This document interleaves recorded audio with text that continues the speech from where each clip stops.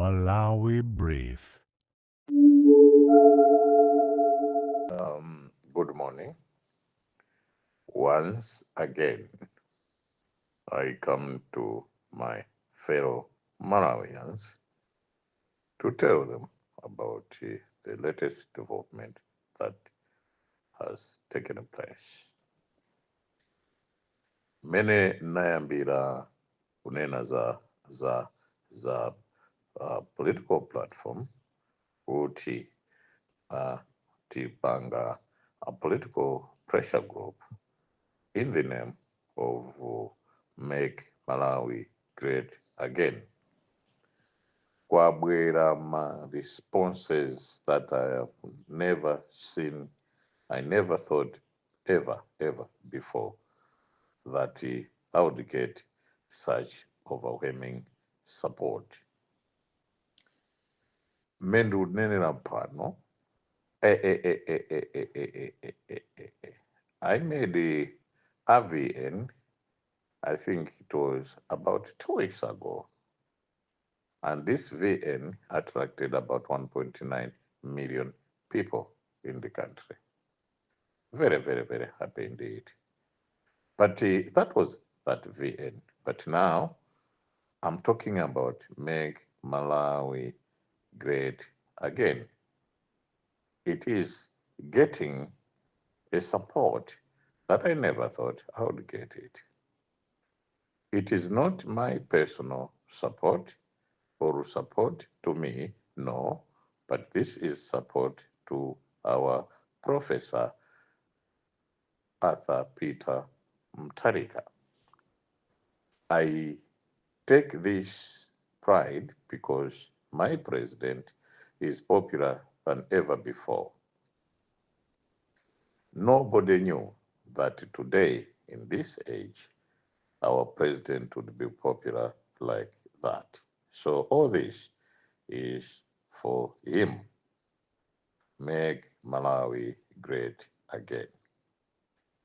Pabwera, some of the information or tips that would actually send a signal of a greater Malawi, a prosperous Malawi, a Malawi that is for each and every Malawian. Akuluakulu zimene ndikunena pano mumvese.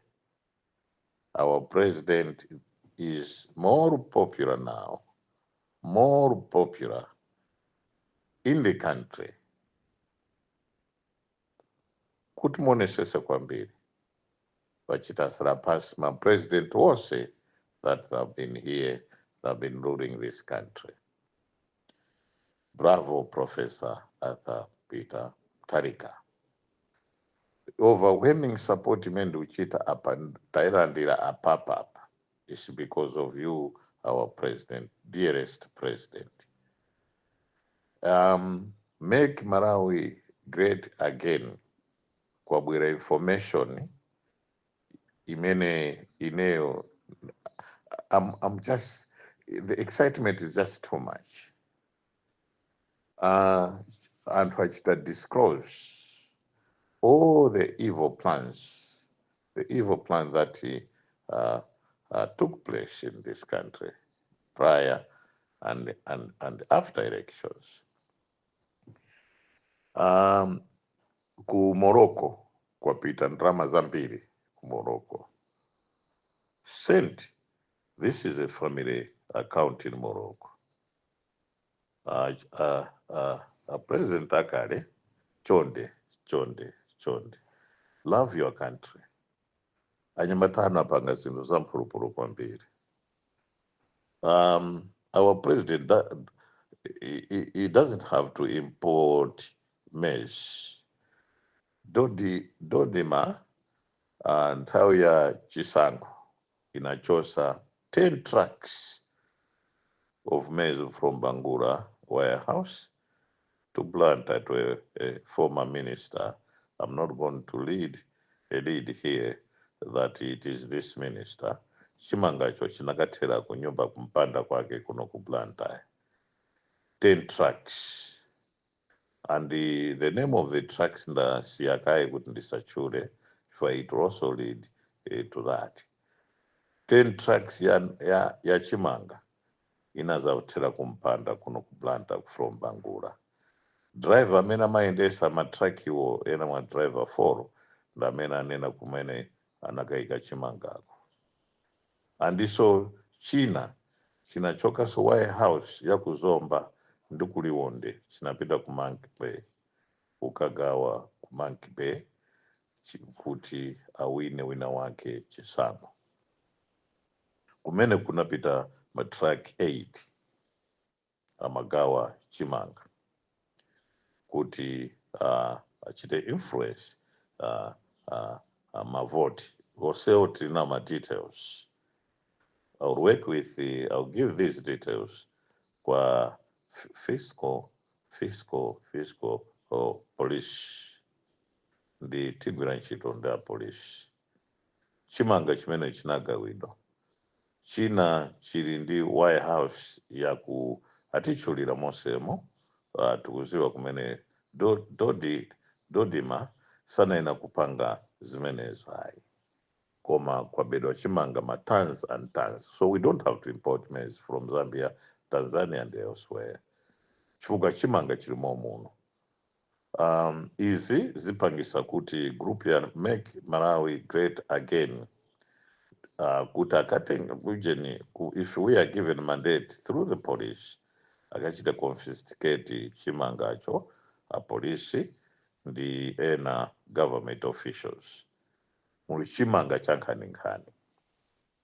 Then ena anenaso through Make Malawi Great Again, kutarindima metric tons ambira chimanga, they will supply to government, they will give to government. Hey, what an overwhelming response. Apereka kuboma, kuti wagule, apita nacho ku strategic grain reserve. Komaso grain reserve, anatenga so chimanga, kuti akagawe, kuti achakwera awine pa Central Region, ma wire houses, chimanga chimatera ma members of parliament in their wire houses, kutazigawa, kuti anthu avotere achakwera. So zosezo pass information yonse to make Malawi great again. Komaso anthu are very much willing tikangochita form this kuti tachita register bwino kuti apereka china chili chonse ndiponso pano tili ndi ma information, tangible information, real information. Information is not a raw deal here. We are talking about real information that would assist our government, the government led by Professor Arthur Peter Mutharika, to achieve the desired economic progress or growth and the prosperity in this country. Atuza account onse how corruption is being done, how it is actually being done, and who are the people involved in this syndicate.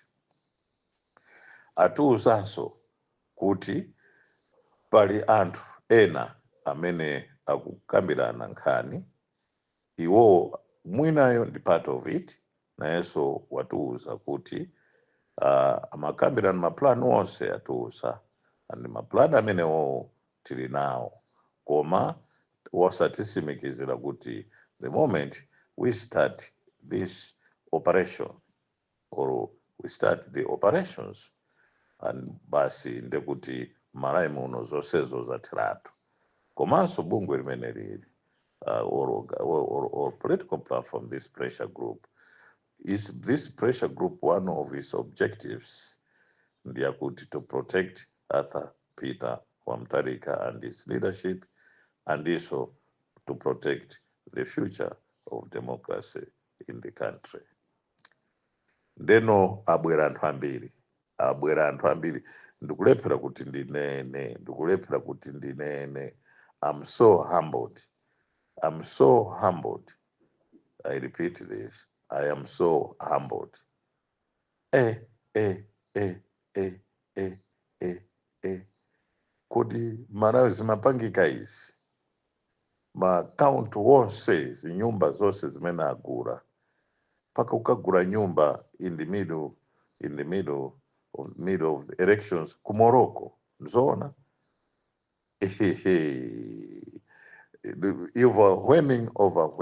overwhelming and si zimene ndikunena pano ndikunena chifukwa chakuti ndikondweresa aliyense ayi. I thought I was just doing a simple VNs, simple, just like anybody else in the social media media outlets in the country, like any others. I didn't know that it is serious like this. Akuluakulu wina ndiuza kuti akaluwa musavutike muno kuti mugwire anthu just to audit lifestyle and tikwaziwa anthu amene we have a sample and this sample if you just audit them you will see exactly what we are trying to do koma andiuza kuti zinthuzi tipange within the law and we will do within the law, not outside the law. Chifukwa tikapanga outside the law ndikuti nafeso sitikuziwa chimene tikupanga chifukwa our aim is to protect the president kuti muno musakhale wina amene aufuna aonongese a president athu Professor Arthur Peter Mutharika ayi. Ndeno ndineneso is appeal to each and every Malawian to say come out and support our president, support the president that was overwhelmingly and the countrywide elected by you Malawians. China chimene andiuza sa corruption. Malawi muno munalibe chilungamo. Wonse amene mkuona kuti amapanga zinthu zambwerera ndi anthu amene amalembedwa nthawi zina anthu ntchito asanachita advertise ntchito icha alemba kale anthu akupita kuma interview and they are already working koma aitana anthu for ma interviews zonsezo zimapangika ma evidence wonse maumboni wonse anthu tili nawo. And my humble appeal is to the government that is coming to say chonde unikani kalembedwe ka ntchito kumene tikumapangira our fellow Malawians. Akuma advertise ntchito kaya ndi kuboma ndithu ndizoona muboma mmene atenga kale anthu aja awatenga kale zupanga to government departments ministries mosemo alemba kale anthu aja akalemba anthu aja abwera ku interview akabwera ku interview ndo anzawo aja koma pamene wagwira kale ntchito ndekuti basi zutramo mucho osaja pita aja kupitiza zintchito ku Ministry of Education malemba anthu mu September mu August September anthu omwe aja akwalemba tu kumene awapasa kale ma promotion awapasa kale ma grade awo zonse even ndi ndrama backdating ndrama koma munthu angolembedwa mwezi unochita backdating ndrama mu June kuti back pay ya June ndeno simachitika zimenezi. Kukasungu wiki yata kunali workshop mkhotakota for 5 days akuluakulu anangopita just for a day kulandira ndrama za allowances za 5 days. Information yonse atitumizira Kasungu District Council, Town Council anapita ku workshop kumkhotakota koma it was for 5 days allowances anaperekedwa for 5 days koma anangopita for a day mkubwerera. Nobody slept there. Koma allowances were given for 5 days 5 nights that they spent ku workshop when that is not true. Mboma ama ujeni ma district councils ndizimene mapanga district council ngati ya Kurumbi ikubuka kusalima just an example kuti ya Kurumbi ndangochita example ngati ya Kurumbi koma it's not lumpi what I'm talking about. Akhoza kuchita ngati kusalima workshop, apereka drama za 4 nights or 1 week or 5 days. I'm just doing an example now.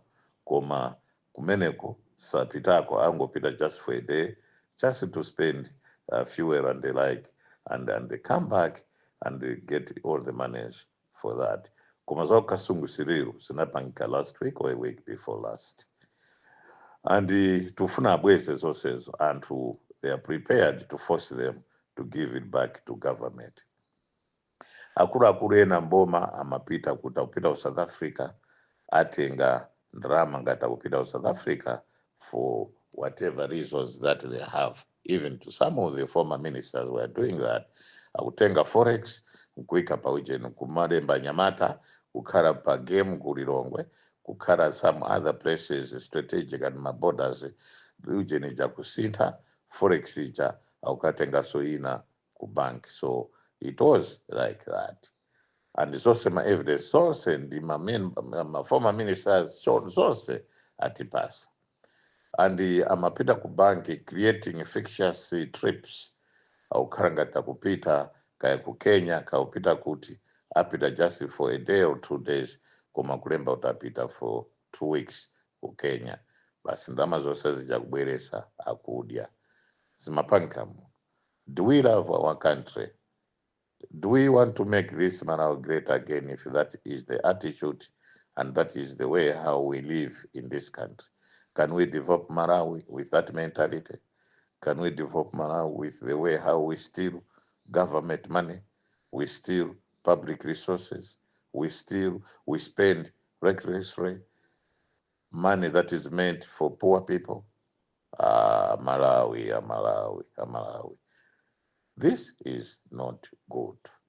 Now that make Malawi great again, the political platform that is going to address all these upheavals, economic mismanagement, and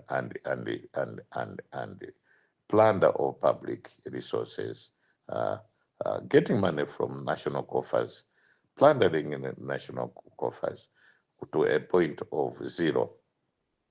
And the Reserve Bank addressed kuti since the dawn of this leadership, ndalama yamba kuyenda bwino. How? You find that kuti wosaja machita drain forex, wosaja machita asiya kuyenda. That's why our kwacha is stable. That's why our kwacha now is being respected. That's why the forex is a variable. Forex ilimo mabanki. Malawi. Is this the way how to plunder? In the parastatal borders, like for instance, ESCOM, ma staff amagulisa ma units, amapasa share ya ma units amagesi, and they were selling back to ESCOM. Selling back to ESCOM giving them money, ESCOM giving them money, atapasidwa ma units. Ajenko staff, atapasidwa ma units, they were selling back to ESCOM. ESCOM buying ma units ama staff officials, then selling to the public. Zizi zimuchitika kwe ESCOM. All of the evidences, everything, I have also given part of it, my information to police. They have it. That to me is it. And we work hand in hand with them. Kuti chili chose we should clean up. Government, like for instance, fertilizer, amalandira ku mega farm. Atenga fertilizer 2,400 bags. Aukagulisa so ku Minister of Agriculture. Minister of Agriculture is giving them money. Akwapasa ndrama zija, iwoso akatenga ndrama zija, ukatenga so wina gulisa so Minister of Agriculture. Minister of Agriculture giving them money. Some of them daughters of former ministers, wives of former ministers, brothers of former ministers, zose zija zimapanga m'Malawi muno. Fertilizer kwa anthu mulibe mashop, mulibe fertilizer AIP awa mapanga zimenezezi. Ma officials, members of parliament amene anali mu system ya boma ndithu ndizoona zipanga zimene zija kumanena kuti ndiolemera and selling billions of money. The acting director of Anti-Corruption Bureau should be arrested because he had seen that this is a conflict of interest. Koma makatenga 800 bags of fertilizer. Nkutenga akutuwalipira. Now the question is, where did he pay that? Which bank did he pay? I would say, what is the evidence kuti analipira and how did he pay it?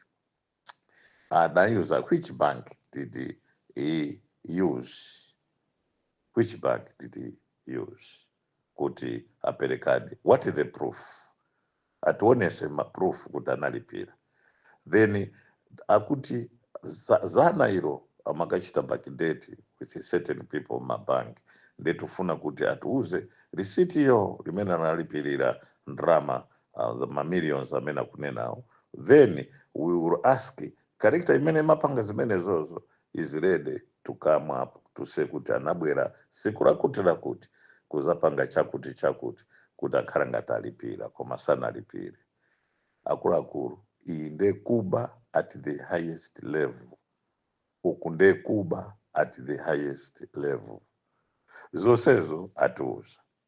So pano munthu amene amapanga zakuti apanga abere zisankho kumsanje kuchikwawa, zonsezo atiuza. Anthu ake ali ready to testify and they are ready to give all the information that I have and what took place. Analepera because things were beyond them.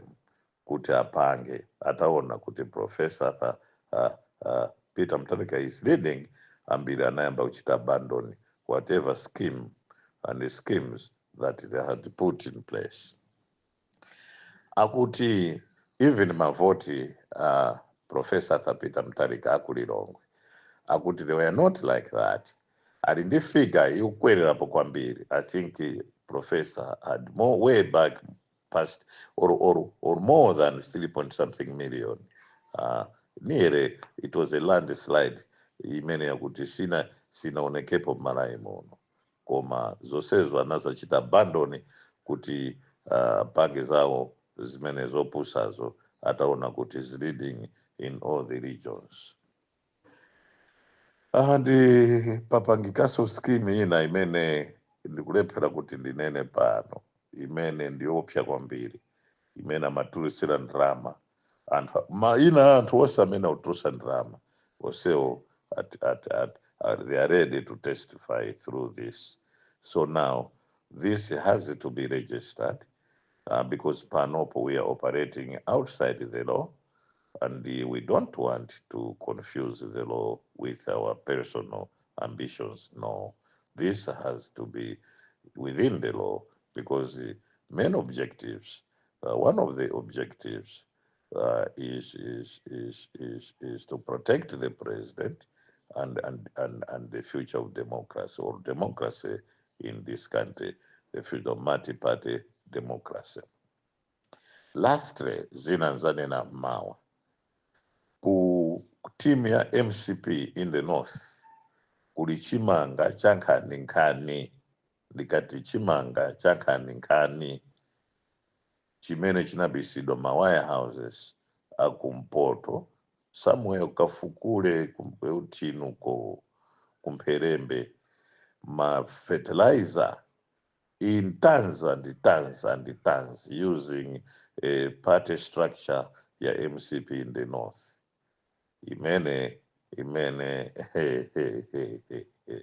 Imene imaturusa kugawa chimanga kuti members of parliament for MCP awine my elections in the north. Soka ndiro mwaiwowo anachitana Nyumba chimanga icho yena sanagawe as intended, ena napasa kuti agawe, and Mzimba, certain members of parliament ya MCP anagawa chimanga cha boma cha Dodi ma chimene anatenga ma wire houses au kanenga on strategic grain reserve, koma chimanga chambiri chasara in tons, so we don't have to import maize from these our neighboring countries, because marai muno muli ma tons and metric tons and tons and tons of chimanga. Strategic grain reserve inaperekanso ma tons and tons and tons kuti azigawa nthawi ya elections kuti awine masankho, koma zakanika chimanga chija, as we are talking now, chili ma wire houses achibisa mumponera umo, mudowa umo, munchisi kwabisidwa chimanga chambiri. Nde akuti anthu they are willing, more than willing, to come and point out where this maize is. Ena kuti agulise kuboma, amene anama kuti ndi chawo, ena they are ready to surrender that maize to the authorities. So no, zaku north tachitaso share nda polisi information imeneyoyo, taperekaso ni maina anthu amene anali involved, zonse zotapereka. And the last day, now this morning, commission of inquiry kwa also Raf Kasambara, chifukwa kuti Raf Kasambara was also killed, kuhotera strangled and left dying. Anthu aja aperekaso maumboni kuti anthu alipo, pakale commission of inquiry ku death ya Raf Kasambara kuti makapriti wonse aziwike and atengedwe ku koti. Amene anapachilima ineyo I advocate death sentence kwa amene aja wonse akagwidwa, wonse mukagwira, they must go and face hanging, and it should be they should be sentenced to death. Kaya anarowa police, senior police officer, koma wonse, Inspector General, former Inspector General Police should be taken to task. Former Army Commander should be taken to task. They should be the people that should be investigated first, and the former Minister of Information must also be investigated, and the truth will come out. Those who be found guilty, I advocate death sentence, though constitutionally we don't want that. Komakuti, the way how these people were murdered, it was very, very, very, very, I would say, it was a very, very painful death. I don't have to say much. Anyway, this is, oh no. No matter anatenga telefoni yanga, amaziwa kuti akuti amakambirana kumene koko kuti amene angazaziwe zonsezo ndiona buka mlepo karuwa. So tiye tikatenge kuti tuwachite silence anthuwa. At why? Because he knows the operations, such operations. That's why anazandimanga. Sina livyeni jai, akuti ine ndimaziwa how they do their things. Then I was suspected for something I did not even know. I was not a party to it. Kuti ndiziziwa kuti apolisa uchita operate bwanji. Ndikale zimene ndinkaziwa kale osata papa. Papa was just an ignorant person, just a humble somebody, a member of parliament that I was. I didn't know anything. Koma akuti, that's akuti neo amandikaikira kuti ndine munthu amene ndizaurura.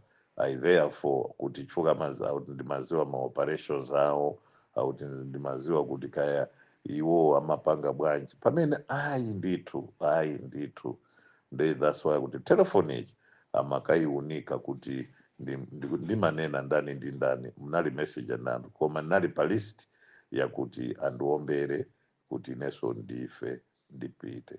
Koma to be honest with you, I did not know anything zakuti kaya kwatani ayi kuna polisi chani ayi nditu ndiye kutengedwa kumene natengedwa ine ndikundiranda telefoni mpaka lero. Ati komabe amafunisisa kuti ndisafike nthawi ya ma-elections, amafunisisa nditu either I die through poison or whatever death that they inflicted on me. Apa sinena zambiri, koma may his soul rest in peace, Dr. Saulos Klaus Chirima. May the souls of those who died alongside him also rest in peace. May the soul of Kasambara, Raf Kasambara, our brilliant, ever lived lawyer in Malawi, may his soul rest in peace. My judges, Chonde, handle this, any criminal case that is going to come before you with the love of Malawi. Let us move away from politics of hatred, regionalism, nepotism, and the other ism and isms. Let us make Malawi great again. Good morning.